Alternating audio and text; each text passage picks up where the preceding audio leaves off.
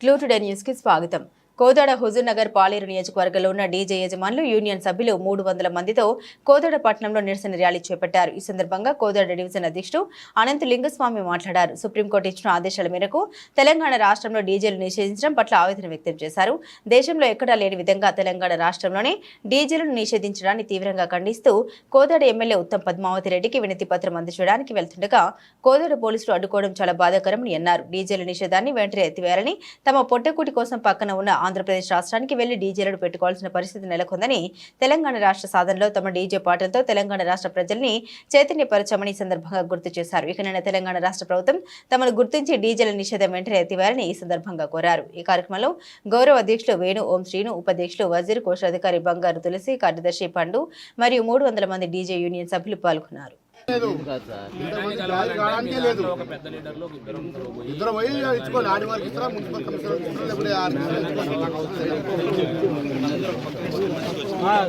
నడుస్తుంది ఇంతమంది యువత 10 సంవత్సరాల ఉద్యమం పేరుతో 10 సంవత్సరాలు పరిపాలన పేరుతో ఏ నోటిఫికేషన్ లేకుండా జనాన్ని రోడ్లు పాలు పట్టించిన కేసీఆర్ పోయిన తర్వాత ఏదో కొత్త ఆశలు చిగిరిస్తే ఈ రోజు కాంగ్రెస్ ప్రభుత్వం కూడా అదే పద్ధతిని అవలంబిస్తుంది.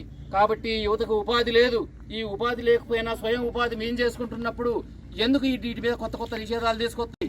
ఏముంది, ప్రతి ఒక్కరు ధర్నా చేసుకోవచ్చు, ప్రతి ఒక్కరు ర్యాలీ తీసుకోవచ్చు. ఎందుకు పోలీసు వారు తరిమి కొడుతున్నారు? డీజే వానర్ అంటే ప్రతి కానిస్టేబుల్ పెళ్లికి డీజే పెట్టుకుంటు, సిఐ పెళ్లికి డీజే పెట్టుకుంటుండు. మరి వాళ్ళకు ఒక న్యాయం, సామాన్యుడికి ఒక న్యాయం అని డీజే వానర్లే కాదు యావత్ తెలంగాణ ప్రజలు ప్రశ్నించడం జరుగుతుంది. ఇలాంటి పరిస్థితుల్లో పక్కన మనతో విడిపోయినటువంటి మన అన్నదమ్ములైనటువంటి ఆంధ్ర రాష్ట్రానికి వెళ్లి వలస పోవాల్సి వస్తుంది. మనం వలసలు పోవడానికి తెలంగాణ రాష్ట్రాన్ని సాధించుకుంది.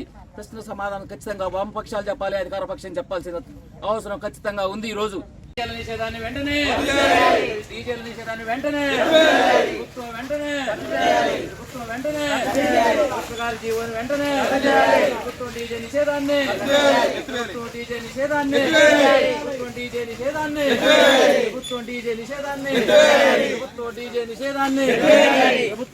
నిషేధాన్ని ర్యాలీకి కూడా పర్మిషన్ ఇవ్వకుండా మేము గ్యాదర్ అయితే మేమందరం ఒక కాడికి మా బాధలు చెప్పుకుందాం, అమ్మవారికి అయ్యవారికి అని చెప్పి మా బాధలు మేము పడుతుంటే గవర్నమెంట్కి మా సాధక బాధలు చెప్పుకుందాం అంటే వాళ్ళు పర్మిషన్ ఇవ్వకుండా మమ్మల్ని తరిమి కొడుతున్నారు.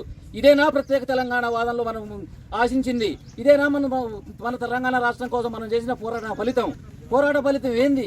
రేవంత్ రెడ్డి గారు ఎక్కిన తర్వాత తెలంగాణ పోరాట యోధులందరికీ నేను అయ్యిత్తా అని చెప్పిండు. ఏమిత్తుండు? మా జాగాలు మేము బతుకుతున్నాం. మీ గవర్నమెంట్ని ఉద్యోగం అడగలేదు, ఉపాధి అడగలేదు, లోను అడగలేదు. లోన్లు తీసుకున్నాడు ఫైనాన్సర్ల దగ్గర మేము అప్పులు చేసి భార్య బిడ్డల్ని గవర్నమెంట్ బళ్ళో తోలుకొని మేము 10 మందికి సర్వీస్ చేస్తున్నాం. ప్రతి ఎమ్మెల్యే కూడా, ప్రతి మంత్రి కూడా, ఏ రాష్ట్రమైనా కావచ్చు, ఏ వ్యవస్థ అయినా కావచ్చు, భారతదేశంలో ఉన్నటువంటి ప్రతి రాష్ట్రంలో డీజేలు మోగుతున్నాయి. ఒక్క ప్రత్యేక తెలంగాణ వచ్చిన తర్వాత తెలంగాణ రాష్ట్రంలో ఎందుకు మోగట్లేదని డీజే వార్తలు ఈరోజు ప్రశ్నిస్తారు.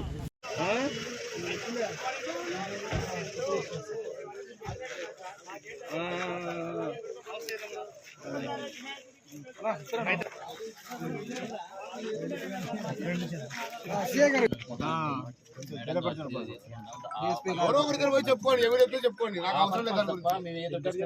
ఇక్కడ ఇంతమంది గ్యారింగ్ కానికే లేదు, కావడానికే లేదు. ఇద్దరు పోయి ఇచ్చుకోండి, ఆడి వారికి ఇస్తారా, మున్సిపల్ కమిషనర్ ఇస్తారా, లేకపోతే ఇచ్చుకోండి, నాకు అవసరం లేదు. తెలంగాణ రాష్ట్రం మొత్తంలో ప్రతి టౌన్లో, ప్రతి గ్రామంలో ఈ ర్యాలీ జరగాలని ప్రతి డీజే వానర్ని తెలంగాణ రాష్ట్ర వ్యాప్తంగా ఉన్న ప్రతి పబ్లిక్ని కోరుకోవడం జరుగుతుంది.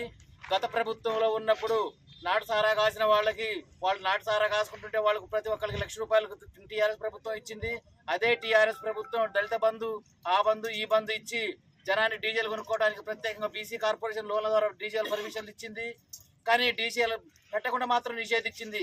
అలాంటి ఈఎంఐలు కట్టలేని పరిస్థితుల్లో ఈరోజు డీజే వానర్లు ఉన్నారు. ఒక్క డీజే మీద ఒక వానరు, ఒక ఆపరేటరు, ఒక వ్యాన్ డ్రైవరు, ఒక జనరేటర్ ఆపరేటరు, ఒక హెల్పరు, మొత్తం 6 కుటుంబాలు ఆధారపడి ఉన్నాయి. ఇదే విధంగా ఇట్లాంటి కొత్త జీవోలు తెచ్చేటటువంటి ప్రభుత్వాలు ప్రతి తెలంగాణ ఉద్యమంలో పాల్గొన్న మొట్టమొదటి కీలక పాత్ర పోషించినటువంటి ఈ సౌండ్ సిస్టాన్ని ఎందుకు అనదొక్కాలని చూస్తున్న ప్రభుత్వం సమాధానం చెప్పి తీరాలి. అదేవిధంగా ఈ ప్రభుత్వం చేస్తున్నటువంటి కొత్త జీవోల వలన సామాన్య ప్రజానాయకానికి ఏ రకమైన న్యాయం జరగట్లేదు. మన నీళ్లు, మన నిధులు, మన నియామకాలు అనుకున్నాం. గత ప్రభుత్వం ఎలాంటి నోటిఫికేషన్ లేకుండా చదువుకున్న యువతని మగ్గేటట్టు కిందికి తొక్కేతేనే మళ్ళా కాంగ్రెస్ ప్రభుత్వం ఏదో చేస్తని ప్రజలు ఎన్నుకున్నారు. అలాంటి కాంగ్రెస్ ప్రభుత్వం కూడా ఈ రోజు మళ్ళా అదే బాటలో నడుస్తుంది. ఇంతమంది యువత 10 సంవత్సరాల ఉద్యమం పేరుతో 10 సంవత్సరాలు పరిపాలన పేరుతో ఏ నోటిఫికేషన్ లేకుండా జనాన్ని రోడ్లు పాలు పట్టించిన కేసీఆర్ పోయిన తర్వాత ఏదో కొత్త ఆశలు చిగురిస్తే ఈ రోజు కాంగ్రెస్ ప్రభుత్వం కూడా అదే పద్ధతిని అవలంబిస్తుంది. కాబట్టి యువతకు ఉపాధి లేదు. ఈ ఉపాధి లేకపోయినా స్వయం ఉపాధి మేం చేసుకుంటున్నప్పుడు ఎందుకు వీటి మీద కొత్త నిషేధాలు తీసుకొస్తున్నారు? ఈ విధంగా తీసుకొస్తున్న నిషేధాలను ఖచ్చితంగా ఎత్తివేయాలి. ఎత్తివేయకపోతే ఖచ్చితంగా ప్రభుత్వం మీద తిరుగుబాటు వస్తుంది. ఖచ్చితమైన ఈ తిరుగుబాటు ఈ కోదా పట్టణం నుంచి కాదు, ప్రతి తెలంగాణలో ఉన్నటువంటి గ్రామానికి వ్యాపించేలా ఉద్యమం చేస్తాం. ఖచ్చితంగా ఏ రాజకీయ నాయకుడైనా కానీ మీటింగ్లో ఎందుకు ఇంతలా బాక్సులు పెట్టుకొని మా గ్రౌండ్ల నిండా మైకులు పెట్టుకొని ఎందుకు మీటింగ్లు చెప్పారు? ప్రతి ఎలక్షన్ ముందు ప్రతి ఎలక్షన్ తర్వాత ఊరేగింపులు ఎందుకు చేసుకుని ఇదే డీజేలు పెట్టుకొని అంటే వాళ్ళకు ఒక న్యాయం సామాన్యుడికి ఒక న్యాయం అని ఈ రోజు డీజే వాళ్ళందరూ ప్రశ్నించడం జరుగుతుంది. తెలంగాణ ప్రజలారా అందరూ దయచేసి ఖచ్చితంగా ఈ సిద్ధాంతాన్ని అవలంబించాలి. ప్రతి గ్రామంలో ర్యాలీ తీయాలి. ప్రతి గ్రామంలో ప్రతి ఒక్కళ్ళు కూడా పోరాటం చేయాలి. ఎందుకు ప్రజల బతుకుల మీద ఉపాధి అవకాశాలు లేవున్నటువంటి ఈ పరిస్థితుల్లో స్వయం ఉపాధి 100 మందికి సర్వీస్ చేస్తుండు. ఈ రోజు సిగరెట్ డబ్బా మీద ఉంది smoking is and injurious to health, పొగ త్రాగడం ఆరోగ్యానికి హానికరం అని. దానికి ఎందుకు పర్మిషన్ ఇస్తుంది ప్రభుత్వం? మద్యానికి ఎందుకు పర్మిషన్ ఇస్తుంది? మద్యం దాగి ఎన్నో కుటుంబాలు కాలిపోయినాయి. ఒక ప్రభుత్వం ఉన్నప్పుడు ఇంకో ప్రభుత్వం ఉన్నప్పుడు వాళ్ళు విమర్శించుకుంటారు. ఇలా విమర్శించిన వాళ్ళు మద్యపాన నిషేధాన్ని ఎందుకు చేయట్లేదు తెలియజేయాలి. శాంతియుతంగా ర్యాలీ తీసుకుంటాం అంటే కోదాడ పట్టణ సిఐ గారు వచ్చి, రూరల్ సిఐ కదా, కోదాడ సిఐ గారు వచ్చి పర్మిషన్ ఇవ్వకుండా మేము గ్యాదర్ అయితే మేమందరం ఒక కాడికి మా బాధలు చెప్పుకుందాం అమ్మవారికి అయ్యవారికి అని చెప్పి మా బాధలు మేము పడుతుంటే గవర్నమెంట్కి మా సాధక బాధలు చెప్పుకుందాం అంటే వాళ్ళు పర్మిషన్ ఇవ్వకుండా మమ్మల్ని తరిమి కొడుతున్నారు. ఇదేనా ప్రత్యేక తెలంగాణ వాదంలో మనం ఆశించింది? ఇదేనా మన తెలంగాణ రాష్ట్రం కోసం మనం చేసిన పోరాట ఫలితం ఏంది? రేవంత్ రెడ్డి గారు ఎక్కిన తర్వాత తెలంగాణ పోరాట యోధులందరికీ నేను అయ్యిత్తా అని చెప్పిండు. ఏమిస్తుండు? మా జాగాలు మేము బతుకుతున్నాం. మీ గవర్నమెంట్ ఉద్యోగం అడగలేదు, ఉపాధి అడగలేదు, లోను అడగలేదు. లోన్లు తీసుకున్నాడు ఫైనాన్సర్ల దగ్గర మేము అప్పులు చేసి భార్య బిడ్డల్ని గవర్నమెంట్ బళ్ళో తోలుకొని మేము 10 మందికి సర్వీస్ చేస్తున్నాం. ప్రతి ఎమ్మెల్యే కూడా ప్రతి మంత్రి కూడా ఏ రాష్ట్రమైనా కావచ్చు, ఏ వ్యవస్థ అయినా కావచ్చు, భారతదేశంలో ఉన్నటువంటి ప్రతి రాష్ట్రంలో డీజేలు మోగుతున్నాయి. ఒక్క ప్రత్యేక తెలంగాణ వచ్చిన తర్వాత తెలంగాణ రాష్ట్రంలో ఎందుకు మోగట్లేదని డీజే వాహనాలు ఈరోజు ప్రశ్నిస్తున్నారు. ఇలాంటి ఉద్యమాలు ఇక నుంచి మొదలైతాయి. ఈ ఉద్యమాలకు సిద్ధంగా ప్రభుత్వం ఉండాలని హెచ్చరిస్తున్నాం.